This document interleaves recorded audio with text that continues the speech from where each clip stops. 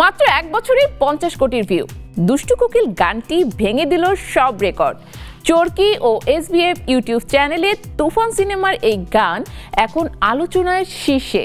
কিন্তু জানেন কি, এই গানটা নাকি প্রথমে অন্য ছবির জন্য তৈরি হয়েছিল। শেষমেশ কিভাবে শাকিব মিমির জাদুতে বদলে গেল ইতিহাস, তা জানলেই চমকে যাবেন।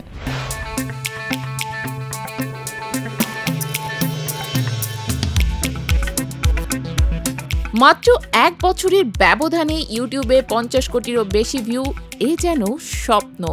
তুফান সিনেমার গান দুষ্টু কোকিল এখন শুধু একটি গান নয়, হয়ে উঠেছে বাংলা গানের এক অবিস্মরণীয় অধ্যায়।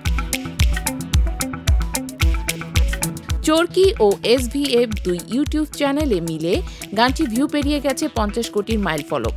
চরকির চ্যানেলে 34 কোটি 99 লাখের বেশি আর এসভিএফে 15 কোটির ওপরে। দেশীয় বাংলা সিনেমার গানে এত কম সময়ে এত ভিউ এটাই প্রথম। গানটিতে কণ্ঠ দিয়েছেন ঢাকার কণা ও কলকাতার আকাশ সেন। গানে গীতিকার ও সুরকার আকাশ সেন নিজেই। 2023 সালের ঈদুল আজহায় মুক্তি পাওয়া রায়হান রাফির সিনেমা তুফানের এই গানটি মুক্তি পায় 20 জুন। গানের দৃশ্যে দেখা যায় একটি পানশালায় পারফর্ম করেছেন মিমি চক্রবর্তী, যাকে দেখে প্রেমে পড়েন শাকিব খান।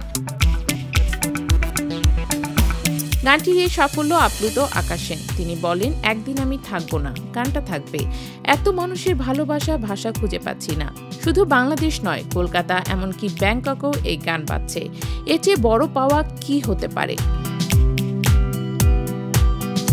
গানটির পেছনের গল্পটিও কম চমকপ্রদ নয়। আকাশ জানান, বাড়ির পাশে এক আম গাছে কোকিলের ডাক থেকেই এই গানের ভাবনা আসে। এক কোকিল আরেক কোকিলকে মুগ্ধ করতে ডাকাডাকি করে, তাই বলেছে দুষ্টু কোকিল।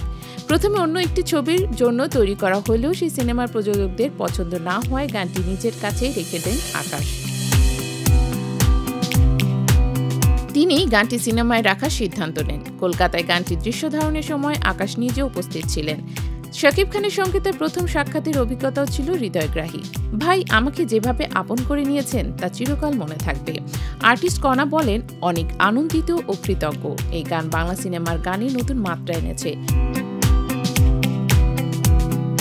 সব শ্রোতাদের প্রতি ভালোবাসা। আকাশ সেনের ভাষায়, পরিচালক প্রযোজকদের চেয়ে আমার মাথায় থাকে লাখো শ্রোতার মুখ। তাদের পছন্দই আমার মাপকাঠি। আজকের দিনে যেখানে গান আসে যায়, সেখানে দুষ্টু কোকিল গেঁথে গেছে মানুষের মনে। এমন একটি গান যেটি শ্রোতাকে কানে নয়, মন দিয়ে শুনতে হয়। বাংলা গানে এই জয়যাত্রা নতুন ইতিহাস, নতুন অনুপ্রেরণা।